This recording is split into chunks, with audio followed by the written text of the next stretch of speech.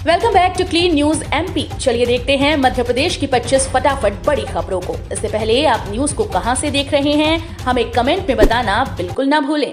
साथ ही हमारे Facebook page को भी फॉलो करें। फेसबुक पेज का लिंक डिस्क्रिप्शन में दिया गया है।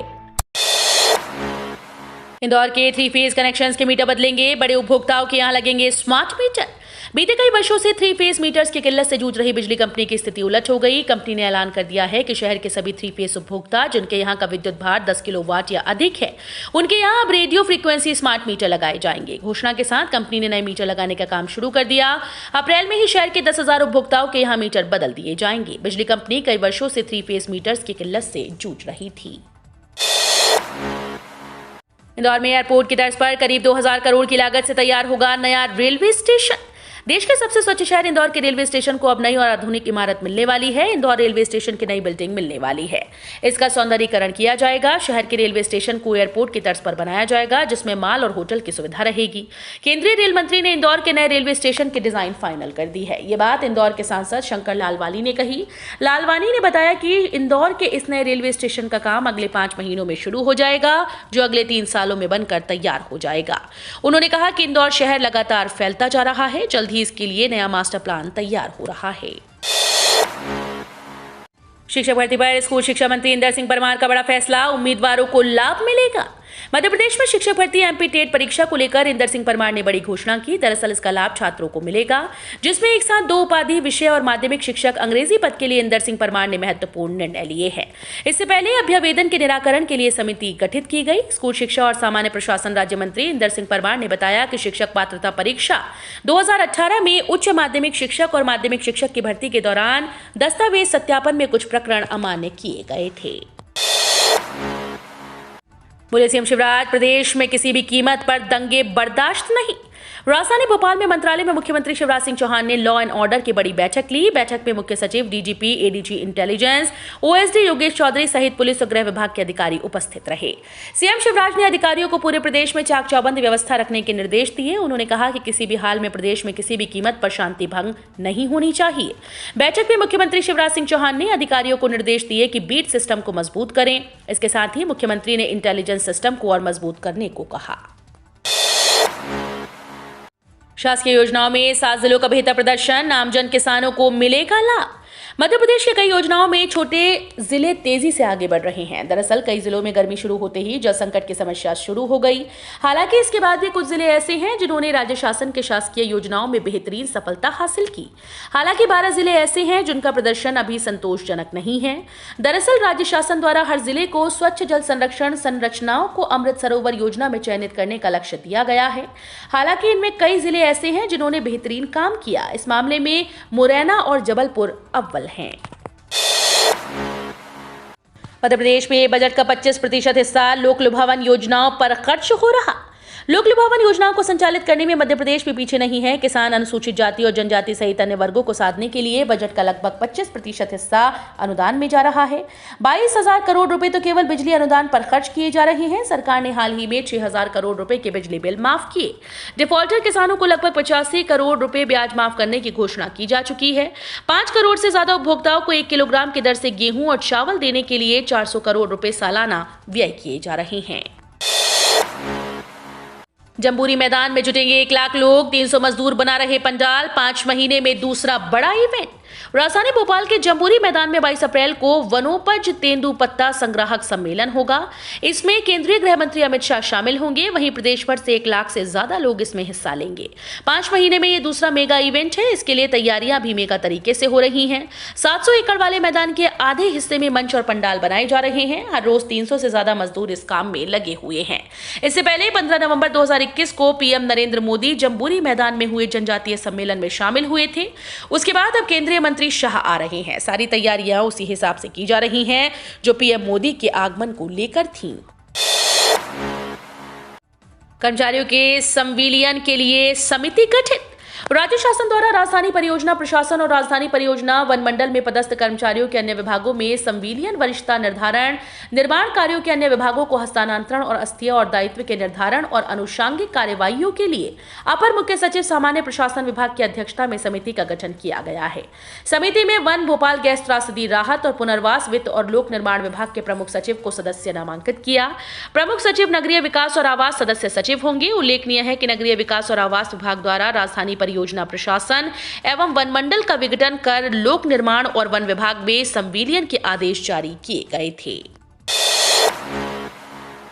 इंदौर का एक और नवाचार, अब रोबोट से होगी कचरे की छटाई। 5 साल से अव्वल इंदौर शहर की सफाई में लगातार नवाचार करते आ रहा है। अब ट्रेचिंग ग्राउंड में कचरे की छटाई में एक नया प्रयोग होने जा रहा है। देश में पहली बार ट्रेचिंग ग्राउंड में व्यावसायिक तौर पर कचरे की छटाई के लिए रोबोट का इस्तेमाल किया जाएगा। ट्रेचिंग ग्राउंड पर कचरे की छटाई का काम कर रही नेप्रा कंपनी अगले 5 से 6 माह में इंदौर में रोबोट का उपयोग शुरू करेगी। अभी इस आर्टिफिशियल इंटेलिजेंस रोबोट का प्रायोगिक तौर पर अहमदाबाद में कंपनी के कचरा पृथक्कीकरण प्लांट में उपयोग किया जा रहा है। बेरोजगार युवाओं छात्रों के लिए सीएम शिवराज की बड़ी घोषणा, रोजगार के बढ़ेंगे साधन, दिया जाएगा प्रशिक्षण। मध्य प्रदेश के छात्रों को अब तकनीकी शिक्षा से भी जोड़ा जाएगा। दरअसल उनके भविष्य को तकनीकी से जोड़ने के लिए आर्टिफिशियल इंटेलिजेंस, मशीन लर्निंग और इलेक्ट्रिकल विकास के क्षेत्र में आगे बढ़ाया जाएगा। प्रदेश के युवाओं को कौशल उन्नयन आवश्यक है। इसके लिए सीएम शिवराज ने कृषि की बैठक में बड़ा फैसला लिया। उन्होंने कहा कि भविष्य की तकनीकी से बच्चों को अवगत कराने के लिए अब आर्टिफिशियल इंटेलिजेंस, मशीन लर्निंग की सुविधा दी जाएगी। साथ ही युवकों को इन क्षेत्रों में प्रशिक्षण दिया जाएगा। तीर्थ दर्शन ट्रेन 28 अप्रैल को होगी रवाना। काशी अयोध्या जाने के लिए जल्दी करें आवेदन। बुजुर्गों को देश के प्रसिद्ध तीर्थ स्थलों की यात्रा ट्रेन से निःशुल्क कराने के लिए सरकार ने तीर्थ दर्शन योजना फिर से शुरू कर दी। इस साल की पहली ट्रेन 28 अप्रैल को उज्जैन से काशी और अयोध्या जाएगी। यात्रा के लिए 375 लोगों का कोटा उपलब्ध हुआ। कहा गया कि यात्रा में जाने के इच्छुक 60 वर्ष या इससे अधिक उम्र के नगरीय विकास कार्यालय या जिला पंचायत या जनपद पंचायत में 22 अप्रैल तक आवेदन जमा कर सकते हैं। चयन लॉटरी के माध्यम से किया जाएगा। यात्रा 28 अप्रैल को प्रारंभ होगी और 3 मई को समाप्त होगी। विदेशों में गेहूं निर्यात कर एमपी ने बनाया शानदार रिकॉर्ड। किसानों, व्यापारियों को मिलेगा आर्थिक लाभ। मध्य प्रदेश के गेहूं के निर्यात की तेजी बढ़ गई है। अब तक 2.5 लाख टन गेहूं का निर्यात किया जा चुका है। अन्य राज्यों के बंदरगाहों से कई देशों में भी भेजा गया है। बता दें कि सबसे अधिक 97,887 टन गेहूं इंदौर से निर्यात किए गए हैं। इसके अलावा गेहूं निर्यात में जबलपुर, छिंदवाड़ा, हरिद्वार, उज्जैन सहित दतिया जिले का भी रिकॉर्ड शानदार है। वहीं मध्य प्रदेश के गेहूं निर्यात में तेजी से वृद्धि देखी जा रही है। बांग्लादेश, इंडोनेशिया, श्रीलंका, वियतनाम, संयुक्त अरब अमीरात सहित फिलीपींस और जिम्बाब्वे सहित कई देशों में कुल 2.25 लाख 10 कृषि उपज और उत्पाद निर्यात किए गए हैं। 48 करोड़ की लागत से बनेगी जिला अस्पताल की नई बिल्डिंग। ड्रोन से सर्वे हुआ। जबलपुर जिला अस्पताल की बिल्डिंग, जो कि अंग्रेजों के जमाने की बनी थी, अब उस भवन के पास एक नया जिला अस्पताल बनाया जा रहा है, जिसकी लागत तकरीबन 48 करोड़ रुपए बताई जा रही है। खास बात यह है कि इस बिल्डिंग के निर्माण के लिए जो सर्वे होगा वो ड्रोन से होगा। जिला अस्पताल की नई बिल्डिंग पिछले हिस्से से बनेगी। आपको बता दें कि बिल्डिंग के निर्माण में स्थान के चयन के बाद की PIU द्वारा पिछले हफ्ते सर्वे ड्रोन से करवाया जा रहा है। सर्वे करने वाली एजेंसी ने कुछ तस्वीरें ड्रोन के माध्यम से ली हैं। PIU ने नए सिरे से भवन निर्माण की प्रक्रिया शुरू की है। अब कर्फ्यू में ढील के दौरान खुलेंगी दुकानें। गृह विभाग के ACS डॉक्टर राजेश राजौरा और पुलिस ADGP विपिन माहेश्वरी खरगोन पहुंचे। यहां सबसे पहले अधिकारियों ने कलेक्ट्रेट भवन पहुंचकर स्थानीय अधिकारियों सहित इंदौर कमिश्नर डॉक्टर पवन शर्मा और IG राकेश गुप्ता से पूरी जानकारी ली। उधर खरगोन में 10 अप्रैल को हुए उपद्रव के बाद पुलिस प्रशासन द्वारा की गई कार्रवाई से असंतुष्ट सकल हिंदू समाज ने कर्फ्यू में ढील के दौरान भी अपने प्रतिष्ठान बंद रखने की बात कही। रविवार और सोमवार सुबह प्रतिष्ठान बंद रखे गए। प्रशासन से चर्चा के बाद अब व्यापारी दुकान खोलने को राजी हो गए। मध्य प्रदेश में 3 शहरों में पारा 45 डिग्री पर। अब कहीं कहीं बौछारें पड़ने के आसार। अलग अलग स्थानों पर बनी मौसम प्रणालियों से मध्य प्रदेश में मौसम के मिजाज में परिवर्तन होने की संभावना बढ़ गई। मौसम विज्ञानियों के मुताबिक आज बुधवार से ग्वालियर, सागर, उज्जैन संभागों के जिलों में कहीं कहीं गरज चमक के साथ बौछारें पड़ सकती हैं। गुरुवार, शुक्रवार को भी कहीं कहीं बारिश होगी। उधर मंगलवार को प्रदेश में सबसे अधिक 45 डिग्री सेल्सियस तापमान खजुराहो, नौगांव और नर्मदापुरम में दर्ज किया गया। नौगांव, नर्मदापुरम, रतलाम और सागर में लू भी चली। मध्य प्रदेश में कानून व्यवस्था की बैठक में मुख्यमंत्री शिवराज सिंह चौहान की 2 टूक। मध्य प्रदेश के खरगोन में हुए सांप्रदायिक दंगों के बाद मुख्यमंत्री शिवराज सिंह चौहान ने कानून व्यवस्था की समीक्षा करते हुए अधिकारियों को दो टूक शब्दों में कहा कि मंत्रियों की सलामी बंद करा दी है, अब अफसरों के घर की गुलामी नहीं चलनी चाहिए। जितनी पात्रता है उतने ही कर्मचारी अफसरों के घर की ड्यूटी में तैनात रहेंगे। मुख्यमंत्री शिवराज सिंह चौहान ने कहा कि जिन अधिकारियों के यहाँ पुलिसकर्मी और सरकारी कर्मचारी तैनात हैं, उनकी संख्या कम कर दी जाए। उन लोगों को जनहित में उपयोग किया जाना चाहिए। अधिकारियों को जितनी पात्रता है उतने ही लोगों के घर पर सेवाएं लें। जल्द खाते में आएंगे 11वीं किस्त के 2000। पीएम किसान सम्मान निधि योजना से जुड़ी एक बड़ी खबर है। 12 करोड़ 50 लाख से अधिक करोड़ों लाभार्थी किसानों के खाते में जल्द 11वीं किस्त के 2000 रुपए आने वाले हैं। इसके लिए किसान अपने खाते की अपडेट चेक करते रहें और आपको FTO is generated and payment confirmation is pending लिखा हुआ दिख रहा है तो समझ लीजिए खाते में जल्द पैसा ट्रांसफर होने वाला है। वहीं अगर आपने अब तक की KYC नहीं करवाई तो जल्दी करवा लें, वरना किस्त अटक सकती है। इन कर्मचारियों को बड़ा तोहफा, 15 मई से मिलेगी एक खास सुविधा। एयर इंडिया के कर्मचारियों के लिए बड़ी खुशखबरी है। सैलरी में बढ़ोतरी के बाद कंपनी ने कर्मचारियों को एक और तोहफा दिया। अब एयर इंडिया ने अपने कर्मचारियों के लिए ग्रुप मेडिकल इंश्योरेंस देने की घोषणा की। कर्मचारियों को 15 मई से ये सुविधा मिलेगी। इसमें अधिकतम परिवार के 7 सदस्य शामिल हो सकेंगे। खास बात यह है कि मई में बढ़ी हुई सैलरी के साथ इन कर्मचारियों को ग्रुप मेडिकल इंश्योरेंस का भी लाभ मिलेगा। पीएनबी के ग्राहकों की बल्ले बल्ले, फ्री में मिल रहा है 20 लाख रुपए का फायदा। पंजाब नेशनल बैंक के ग्राहकों के लिए जरूरी खबर है। आपको फ्री में पूरे 20 लाख रुपए का फायदा मिलेगा। इसके लिए अगर आप नौकरी करते हैं तो आपको बैंक में पीएनबी माई सैलरी अकाउंट खाता खुलवाना होगा। इतना ही नहीं, बैंक की तरफ से इसमें कई तरह की सुविधाएं भी दी जाएंगी।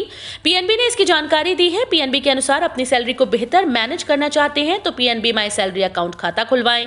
इसके तहत अगर किसी के साथ कोई व्यक्तिगत दुर्घटना हो जाती है तो बीमा के साथ ओवरड्राफ्ट और स्वीप सुविधा का भी लाभ मिलेगा। 60 साल से ऊपर के लोगों को अब हर महीना मिलेगी पेंशन।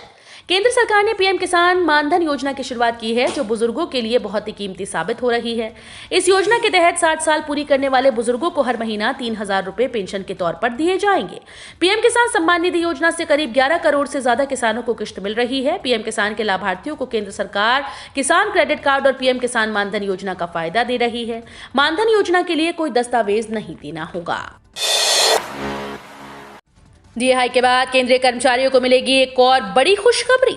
पिछले दिनों महंगाई भत्ते में बढ़ोतरी के बाद केंद्र सरकार के कर्मचारियों के लिए बड़ी खुशखबरी आ रही है। महंगाई भत्ते को 31 से 34% किए जाने के बाद हाउस रेंट अलाउंस बढ़ाने की तैयारी है। दरअसल डीए बढ़ने के साथ ही दूसरे अलाउंस भी बढ़ जाते हैं। हाउस रेंट अलाउंस में अगला रिवीजन 3% का हो सकता है। HRA की अधिकतम मौजूदा दर 27% से बढ़कर 30% हो जाएगी, लेकिन ये तब होगा जब महंगाई भत्ता 50% के पार हो जाएगा। मेमोरेंडम के अनुसार डीए के 50% क्रॉस होने पर HRA 30%, 20% और 10% हो जाएगा। हो जाएं सतर्क, कोरोना के नए वेरिएंट XE को लेकर प्रदेश में अलर्ट जारी। एक बार फिर से कोरोना ने अपना असर दिखाना शुरू कर दिया है। इस बार कोरोना की चौथी लहर कोविड के नए वेरिएंट XE के साथ फैल रही है। राहत की बात है कि मध्य प्रदेश में अब तक कोविड के नए वेरिएंट XE का कोई मामला सामने नहीं आया, लेकिन सतर्कता के चलते मध्य प्रदेश के सभी जिलों के लिए अलर्ट जारी किया गया। चिकित्सा स्वास्थ्य मंत्री विश्वास सारंग ने भी कुछ दिनों पहले साफ कर दिया था कि प्रदेश स्वास्थ्य विभाग सतर्क है। भले ही प्रदेश में अभी कोई वेरिएंट XE का मामला ना हो, वहीं अब मध्य प्रदेश के स्वास्थ्य आयुक्त सुदामा खाड़े ने प्रदेश के सभी जिलों के कलेक्टर और CMHO को नए वेरिएंट को लेकर विशेष सतर्कता बरतने को कहा। 3 बेटियों के मां बाप को भी मिलेगी टैक्स में छूट। सुकन्या समृद्धि योजना में निवेश करने वाले मां बाप को पहली 2 बेटियों के खाते पर इनकम टैक्स में छूट मिलेगी। अब इसमें बदलाव कर तीसरी बेटी के लिए भी छूट लागू कर दी गई है। ये उन लोगों के लिए बड़ी राहत है जिन्हें पहली बेटी होने के बाद दूसरी बार में जुड़वा बेटियां हो जाती थीं। पहले नियम ये था कि अगर कम से कम 250 रुपए हर साल इस अकाउंट में जमा नहीं किया जाता था तो अकाउंट डिफॉल्ट हो जाता था, लेकिन अब ऐसा नहीं होगा। मैच्योरिटी तक जमा की गई जितनी भी राशि होगी उसे ब्याज दिया जाएगा। मैच्योरिटी से पहले ही बेटी के गुजर जाने या उसका पता बदलने पर इस योजना का खाता बंद किया जा सकता था, लेकिन अब अगर बेटी को कोई जानलेवा बीमारी हो जाए तो भी खाता बंद कराया जा सकता है। मध्य प्रदेश में 15,000 व्यक्तियों को रोजगार मिलेगा। इंदौर में टाई और बुरहानपुर में स्थापित होने वाले टेक्सटाइल क्लस्टर में 1215 करोड़ रुपए का निवेश होगा। यहां 375 इकाइयों की स्थापना होगी, जिसमें 15,000 व्यक्तियों को रोजगार मिलेगा। ये जानकारी सूक्ष्म लघु और मध्यम उद्यम विभाग के अधिकारियों ने मंगलवार को मुख्यमंत्री शिवराज सिंह चौहान को दी। मध्य प्रदेश के ग्वालियर में ऑफर मिल रहे बंदूक के लाइसेंस।